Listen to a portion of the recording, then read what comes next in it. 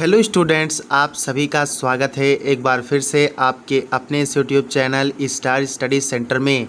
आज की इस क्लास में हम लोग देखेंगे ह्यूमन हेल्थ एंड डिजीज़ पर आधारित महत्वपूर्ण प्रश्न। इसके पहले 2 वीडियोस हो चुकी हैं, आप लोग उन सभी वीडियोस को भी देख लीजिए। इम्पॉर्टेंट क्वेश्चंस उसमें भी बताए गए हैं। तो चलिए आज की इस क्लास को स्टार्ट करते हैं। पहला क्वेश्चन आप सभी के स्क्रीन पर है, निम्नलिखित में विषाणु द्वारा होने वाला रोग है। निम्नलिखित में विषाणु द्वारा होने वाले रोग हैं। 4 विकल्प हैं, छोटी माता, पीत ज्वर, चेचक, खसरा, कैंसर, एड्स, इंसेफ्लाइटिस, कंजक्टिवाइटिस और ऑप्शन नंबर डी दिया है उपर्युक्त सभी। तो छोटी माता, पीत ज्वर, चेचक, खसरा, कैंसर, एड्स, इंसेफ्लाइटिस, कंजक्टिवाइटिस ये सभी क्या है? विषाणु के द्वारा होने वाले रोग हैं। अतः ऑप्शन डी इसका क्या हो जाएगा? करेक्ट हो जाएगा। Option D is the correct answer for this question. आते हैं अगले प्रश्न पर। अगला प्रश्न आप सभी के स्क्रीन पर आ चुका है। प्रश्न संख्या 2 देखिए, पूछ रहा है इन्फ्लुएंजा रोग होता है लैक्टोबैसिलस के कारण, आर्थ्रोनाइट्रोफेनॉल के कारण, आर्थोमिक्सोवायरस के कारण या फिर इनमें से कोई नहीं। तो इन्फ्लुएंजा जो रोग होता है ये वायरस के द्वारा होता है। और कौन से वायरस के द्वारा होता है? आर्थोमिक्सोवायरस के कारण होता है। Option C is the correct answer for this question. आते हैं अगले प्रश्न पर। अगला प्रश्न आप सभी के स्क्रीन पर आ चुका है। प्रश्न संख्या 3 है, किस रोग के प्रारंभ में एमेंटाडीन औषधि लाभप्रद होता है? कौन सी औषधि? एमेंटाडीन औषधि लाभप्रद होता है। उपदंश यानी सिफिलिस, इन्फ्लुएंजा वायरस या फिर इनमें से कोई नहीं। तो इस प्रश्न का जो सही उत्तर होगा ऑप्शन बी करेक्ट हो जाएगा। इन्फ्लुएंजा रोग के प्रारंभ में एमेंटाडीन औषधि लाभप्रद होता है। Option B is the correct answer for this question. आते हैं अगले प्रश्न पर। प्रश्न संख्या 4 स्क्रीन पर आ चुका है। पूछ रहा है निम्नलिखित में से कौन सी औषधि कुष्ठ रोग के उपचार में दी जाती है? कुष्ठ रोग यानी कि लेप्रोसी। तो लेप्रोसी के उपचार में कौन सी औषधि दी जाती है?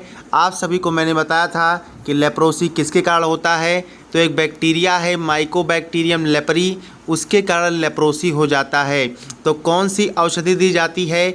एसिलाक, डेप्सॉन, रिजरपिन या फिर इनमें से कोई नहीं। तो इस प्रश्न का जो राइट आंसर होगा आप सभी का विकल्प संख्या बी करेक्ट हो जाएगा। डेप्सोन नामक औषधि कुष्ठ रोग के उपचार में दी जाती है।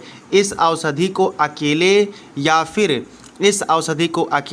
या फिर एक औषधि होती है रिफेम्पिन, इसके साथ में दी जाती है। अतः ऑप्शन बी करेक्ट होगा, डेप्सोन। आते हैं अगले प्रश्न पर। प्रश्न संख्या 5 आप सभी के स्क्रीन पर आ चुका है। अलर्क रोग उत्पन्न होता है। कौन सा रोग? अलर्क रोग उत्पन्न होता है।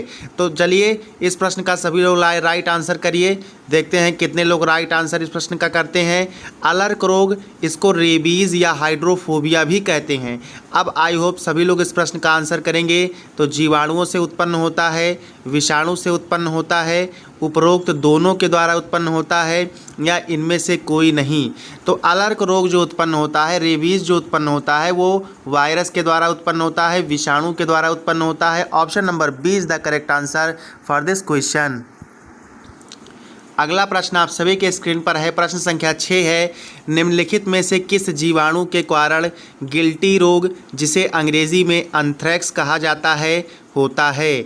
ऑप्शन ए है बेसिलस एंथ्रेसिस, ऑप्शन बी है बैसिलस स्ट्रेप्टोकोकस, ऑप्शन सी है लैक्टोबैसिलस, ऑप्शन डी है इनमें से कोई नहीं।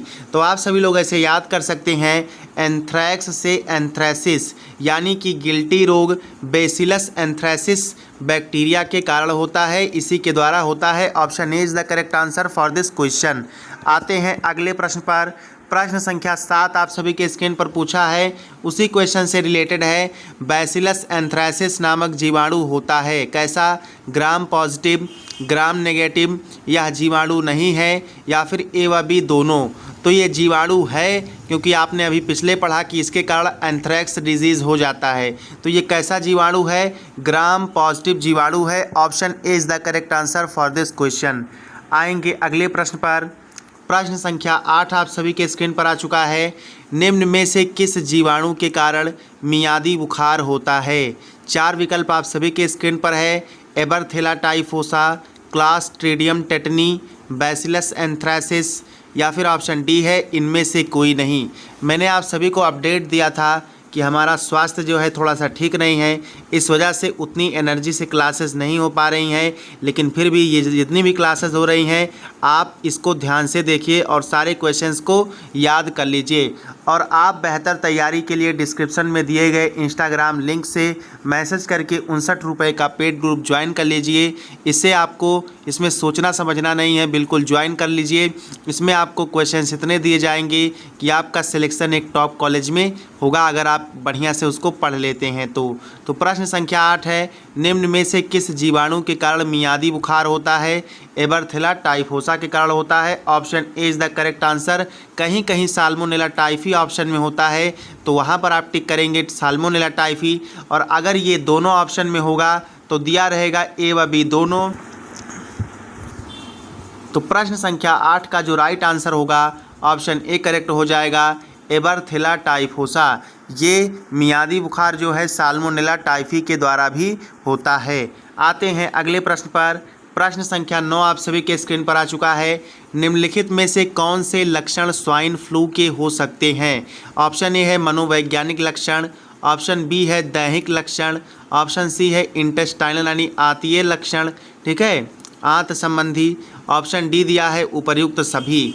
तो स्वाइन फ्लू के जो लक्षण होते हैं वो मनोवैज्ञानिक लक्षण भी हो सकते हैं, दैनिक लक्षण भी हो सकते हैं, इंटेस्टाइनल सिम्टम्स भी हो सकते हैं।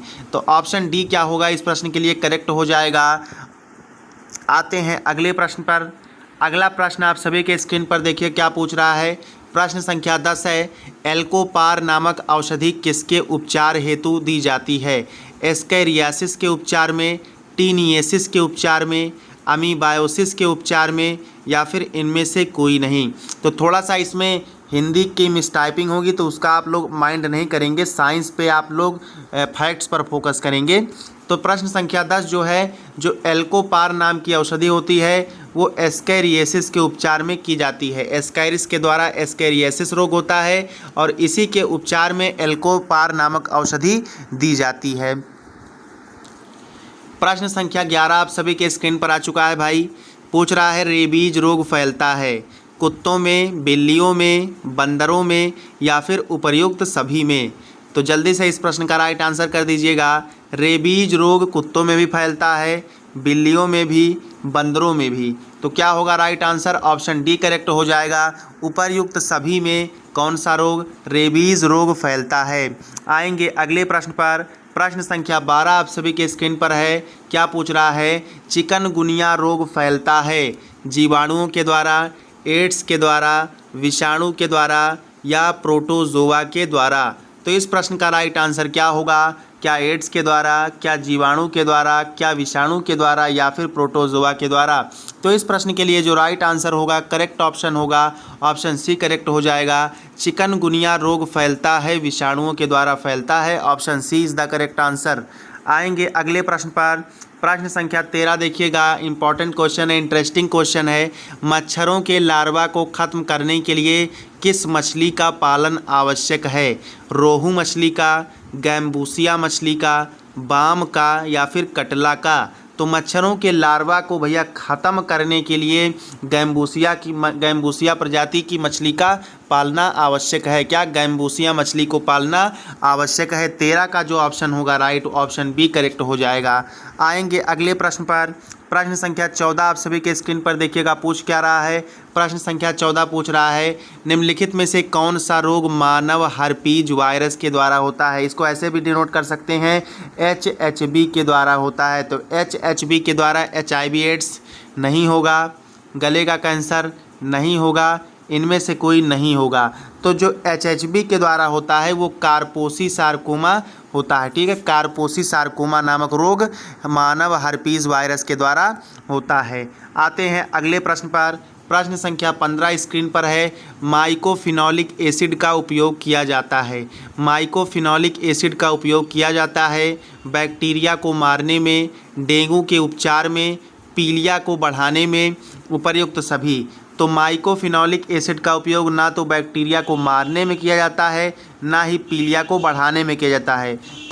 तब ये डेंगू के उपचार में प्रयोग किया जाता है। माइकोफिनोलिक एसिड का उपयोग किया जाता है डेंगू के उपचार में औषधि के रूप में।